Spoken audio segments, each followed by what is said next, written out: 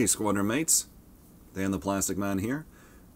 Just woke up about half an hour ago, so wishing those of you in the same time area as me good morning. I honestly didn't expect to make a video like this so soon, after the last one I just made, but let's have a Gunpla lounge, so get yourself a drink, pull up a chair, let's have some music, and let's get to talking. Okay... Gundam build divers. I gotta say, there's some things that I saw that I really liked in that little prologue that they dropped on us. Also, real quick, if you have not watched that prologue, spoiler warning, and definitely go watch it. Seriously, guys, go watch it. But first and foremost, we see an update to the battle system that they use. We don't even really see the kits in normal form throughout the entire prologue. One thing I'm really liking, though, is that we're seeing the controls are actual handheld joysticks now. I've been somewhat critical of that with the entire Build Fighter series. But that's neither here nor there. When I first watched this prologue, and then I saw one particular character, Cunning Rommel, named for General Erwin Rommel of the Afrika Korps, German Wehrmacht, in the Second World War, I was quite excited. But then I nearly lost my mind when it turns out he is an Anthro Badger. I was about to make a video about how I don't know where the heck they were trying to go with this particular series, but I gave myself a few minutes to calm down, process everything. So here we go with just some general ideas about this series.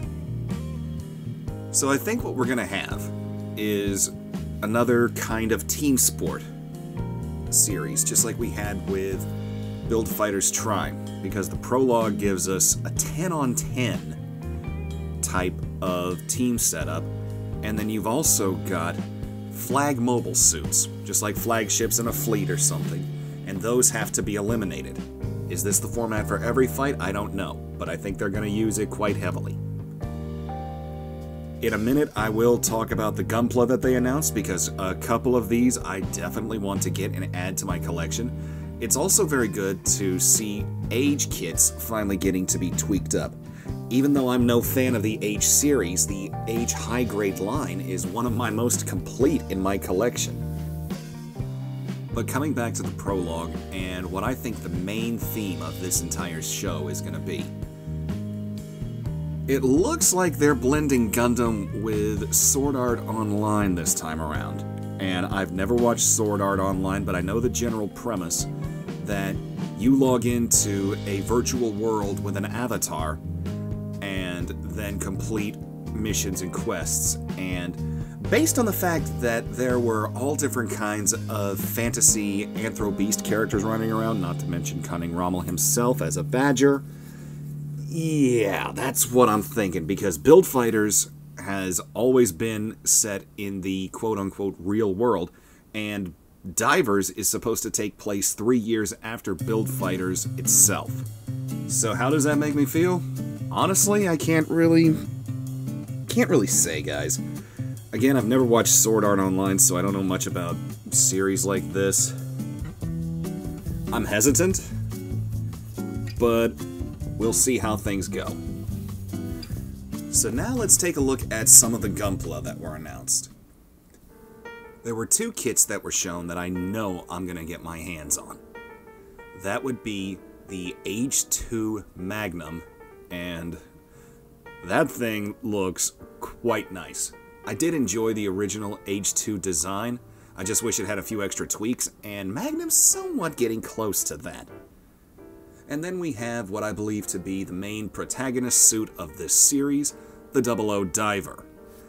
And I'm not, again, the biggest fan of 00, but I think the 00 Diver posed next to my 1.5 that I love so much, that could probably come out with some very good dioramas. Bandai also teased us, like they did with IBO Season 2, and they showed a picture of a timeline, as well as some more high grades and custom weapon kits that were coming. We've got a Kapool, we've got another 00 suit, I think it might be a Jinx, I'm not sure, and then we've definitely got a pretty heavily customized CeraV Gundam. I will say that there's also a new display base coming, and I really like the look of that, as well as being able to hold up a couple of the H2 Magnum's funnels. But I just was very compelled to try to make this video real quick, just to get my thoughts out there, and to spark conversation. So, if you guys watched this video and you liked it, leave me some comments. Let's get this conversation going. I want to talk about this series. I fell off with IBO, but I'll do my best to keep up with this one. So, that's it for this lounge video, guys. If you liked the video, please leave me a like. If you're new to the squadron, welcome. If you're not, subscribe and check us out. Stick around, there's a lot of good content.